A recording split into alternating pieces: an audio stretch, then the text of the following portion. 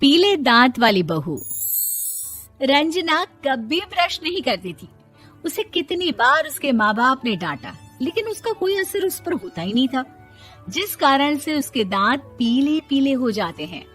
शादी के बाद अरे बहू, वैसे तो तुझ में कोई कमी नहीं है, पर तेरे दांत इतने पीले कैसे हैं बेटा? कैसे मतलब? कोई सर्जरी थोड़ी ना कराई है। वो तो क्या नाम, मैं ब्रश नहीं करती थी तो पीले हो गए। अब क्या करूं? आप कहें तो लाल करवा लूं या फिर काले? यार ये क्या है, क्यों माँ से लड़ रही हो? लड़ रही हूँ? अरे मैं लड़ रही हूँ या ये बोल रही है कि दांत पीले हैं, पीले। अरे तपस्या थोड़ी ना की है इन्हें पीले करने के लिए। बकायदा ब्रश नहीं किया है 20 साल तक, तब जाकर। छी, कैसी बात कर रही हो? ये उस वक्त तो पीले नहीं थे जब हम लोग तुम्हें देखने आए थे। अरे तब साफ करवा लिया होगा डेंटिस्ट के पास जाकर। अब देखो कैसे पीले पीले लग रहे हैं। रंजना सास की तरफ गुस्से से देखती है। फिर शुरू हो गई पीले पीले पीले।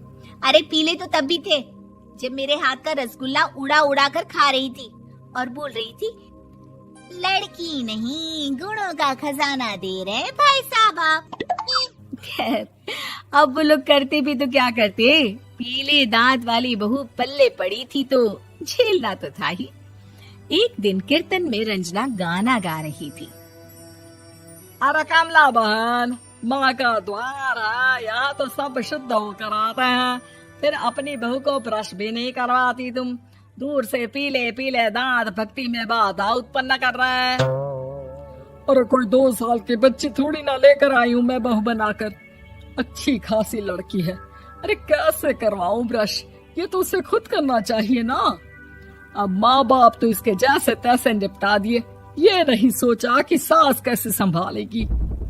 सास बहू को लेकर घर आ जाती है, लेकिन सोच लेती है कि अब इसे लेकर कहीं नहीं जाएगी। अगले रोज बहू कहती है, अरे क्या हो गया, मंदिर नहीं जाना क्या? कीर्तन का वक्त हो रहा है। मेरी मधुर वाणी से कान्हा जी जागते हैं और सोते हैं। आप तो जानती है ना उनकी भक्ति में कितना मन लगता है मेरा। वो क्या है ना, तबीयत ठीक नहीं लग रही है मेरी, आराम करूंगी मैं। तबीयत ठीक नहीं लग रही? अभी तो मिथुन के गाने पर नाच रही थी आप, और अब बोल रही है कि तबीयत ठीक नहीं लग रही।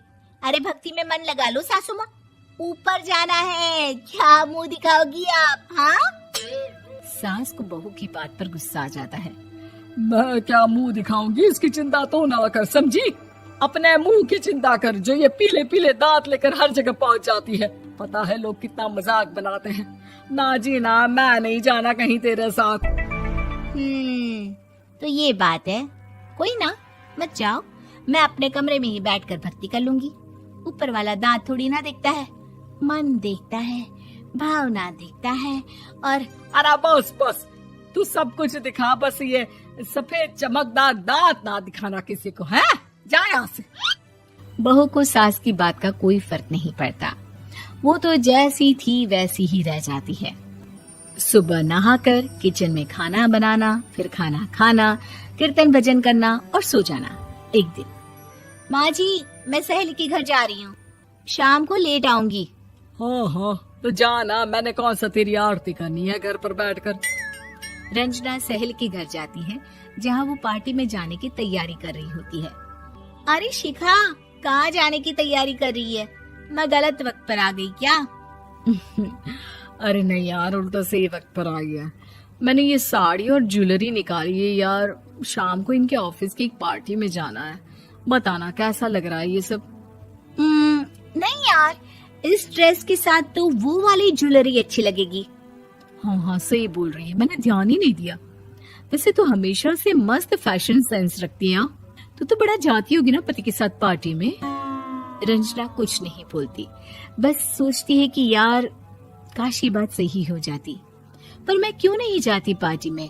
क्या इन लोगों की कोई पार्टी होती नहीं होगी?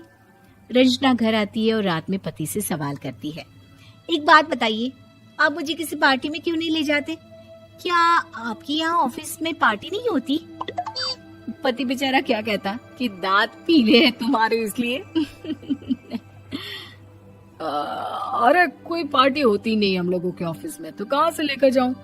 और मार्केट, मॉल, कहीं वीकेंड घूमना, कहीं तो। अरे यार, सारे हफ्ते में एक छुट्टी मिलती है, तो सोचता हूँ कि आराम ही कर लूं। क्यों? रंजना मन मार के रह जाती है। पहले कभी सास के साथ मंदिर जाया करती थी, लेकिन वो भी सास ने ले जाना बंद कर दिया। घर बैठी बैठी रंजना बोर हो जाती है। तभी उसे आइडिया आता है और वो मायके जाने का सोचती है। सासू माँ, 2 दिनों के लिए मम्मी के घर जा रही हूँ। अच्छा अच्छा, ठीक है, आराम से जा।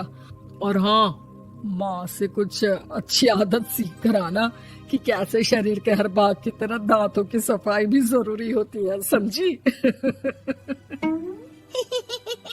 शुरू हो गई ना आप। वो लोग आपकी तरह नहीं है कि छोटी छोटी बात का बतंगड़ बना दे। उन लोगों के लिए मैं मायने रखती हूँ, ना कि मेरे पीले पीले दांत। रंजना माँ को बिना बताए उन लोगों को सरप्राइज देती है, लेकिन जैसे ही वो दरवाजे पर पहुंचती है, अंदर देखती है कि घर वाले कहीं जा रहे होते हैं। अब माँ, काश रंजना दीदी के दांतों वाली प्रॉब्लम नहीं होती, तो वो भी हम लोगों के साथ चलती ना बुआ जी की बेटी की शादी में। हाँ बेटा, लेकिन अब उसे कौन समझाए कि उसको उसके पीले दांत नहीं दिखते, लेकिन उसके आसपास के लोगों को कितना एम्बैरेसिंग फील कराते हैं। मुझे तो कितनी बार उसके स्कूल की टीचर ने शिकायत की कि उसके साथ कोई लड़की बैठना भी नहीं चाहती, और ना ही कॉलेज में कोई उससे बात करना चाहता था। लेकिन पता नहीं क्यों उसे ये बात समझ में ही नहीं आती। कोई कमी नहीं है उस लड़की में, बस यही कि दांत पीले हैं। वो तो भला हो जीजा जी और उनकी माँ का, जो दीदी को जैसी है वैसे ही रखा हुआ है। रंजना को अपने घर वालों की बात सुनकर बहुत दुख होता है। वो सोचती है कि वो क्या करे, लेकिन फिर वो सीधा डेंटिस्ट के पास जाती है, अपने दांत चमकाती है और कसम खाती है कि वो रोज ब्रश करेगी। अरे क्या हो गया? तुम तो 2 दिनों के लिए गई थी ना, पर कोई ना, अच्छा है, चलो आ गई तो। रंजना सास के सामने आकर खड़ी हो जाती है और पूरी स्माइल करती है, उसके चमकदार दांतों को दिखाती हुई। हैं? चले मंदिर। माँ, मुझे माफ कर दीजिए, मैंने आप लोगों को बहुत एम्बैरेसिंग फील करवाया। मैं आज से रोज ब्रश करूंगी।